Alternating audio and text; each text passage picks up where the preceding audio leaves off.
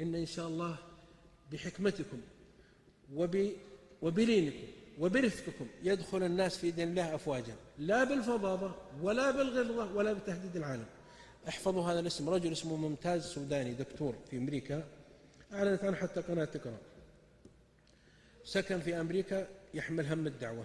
وشوف من الحظوظ، جارته يهودية، البيت بالبيت، وهذه اليهودية ليس لها زوج ولا ابن ولا أخ، ومعها كلبها تصبح الصباح وتمسي وتذهب به، وعندها بيت وحديقة ومال في البنك. ولما رآها صار الجار بالجار، أحسن المعاملة. ووسط الليل وإذا هي مريضة وتضرب عليهم الجرس، تقول هي بحاجة للمساعدة لأنها مريضة.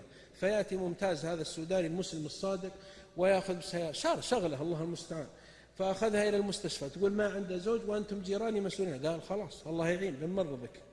وذهب إلى المستشفى، قالوا المستشفى لابد من مرافق لها، قال أنا المرافق.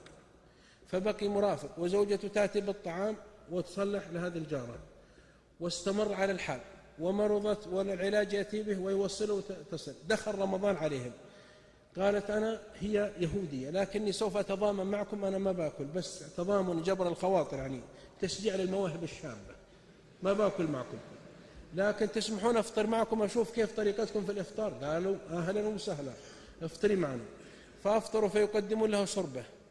وفي الأخير بعد ما جاء العيد قالت تقول والله إن دين أخرجكم منه صحيح، أشهد أن لا إله إلا الله وأن محمد رسول الله. راحت المركز الإسلامي وأسلمت، وعلموها الصلاة وعلموها الحجاب وتحجبت. وبعد فترة ماتت، وجدوا وصيتها في المحكمة الأمريكية، وإذا الفلة لممتاز والبيت والحديقة والرصيد البنكي.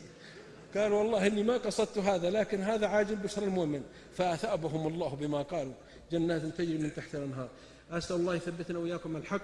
وقد سبق ابن مبارك لهذه التجربة في جار اليهودي، لكن بإذن الله أبشركم دينكم منتصر وأنتم منتصرون، ولا تهنوا ولا تحزنوا وأنتم الأعلون إن كنتم مؤمنين. الأعلون رسولا لأن نبيكم عظيم، والأعلون كتاب لأن الكتاب القرآن، والأعلون القبلة لأنكم تتجهون للكعبة، والأعلون طريقة وهي لكم تسجدون، والأعلون قلوبا لأنه مكتوب فيها لا إله إلا الله، والأعلون منهجا لأن كتاب وسنة.